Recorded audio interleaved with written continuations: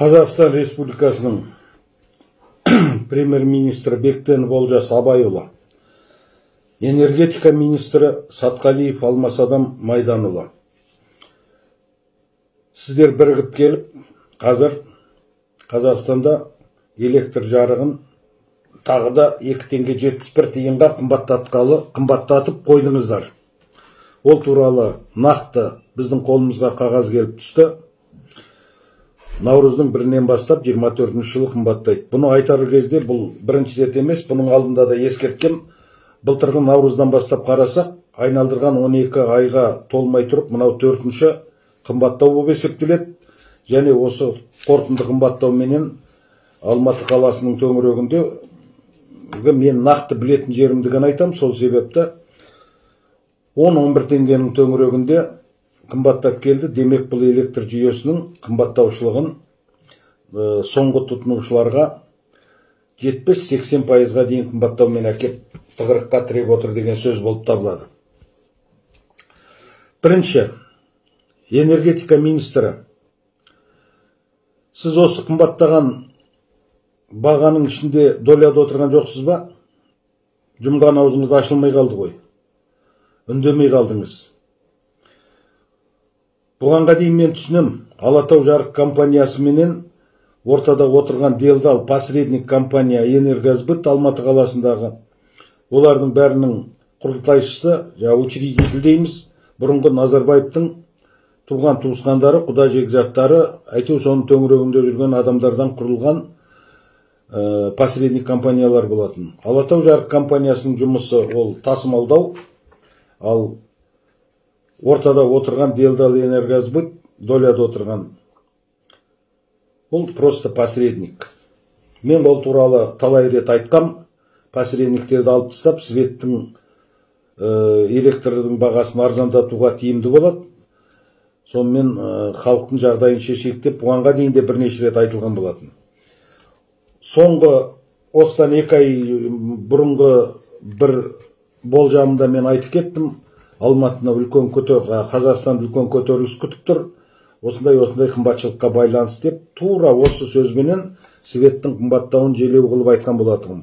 Оны республика президенті Қасым-Жомарт Кемелұлы Тоқаев та бір пункті ретінде желеудің айтып келіп өкіметті тарқатып, жаңа өкімет құрды.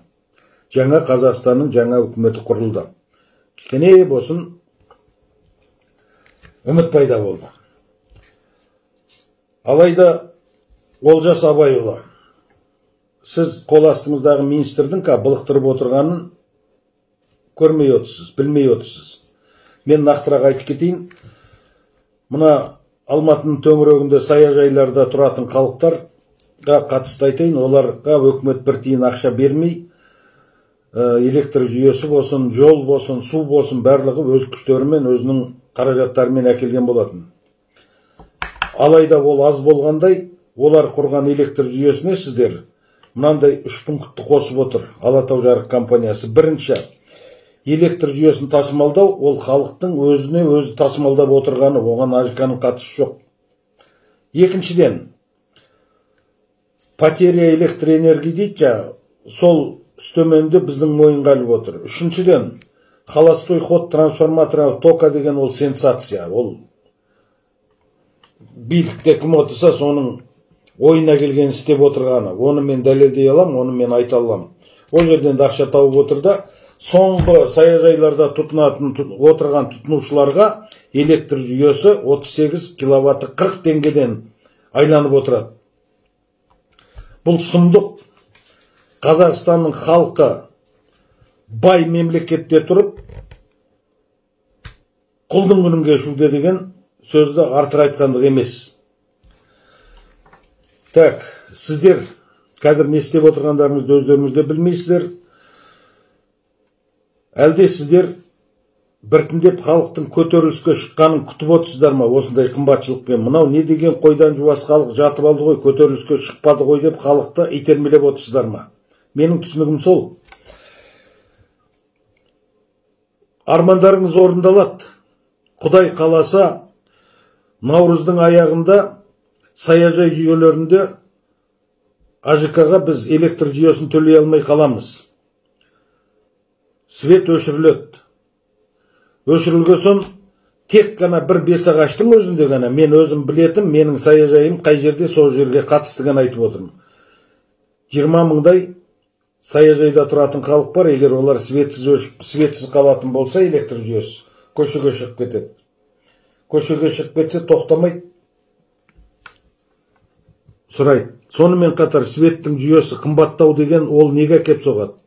Қазіргі дамып келе жатқан жылыжайлар, теплица. Соңғы 5-6 жылда қатты дамып кетті, одан өсіп шыққан жеміс-жидектерде қымбатшылық орнады, осы электр жүйесіне қатысты.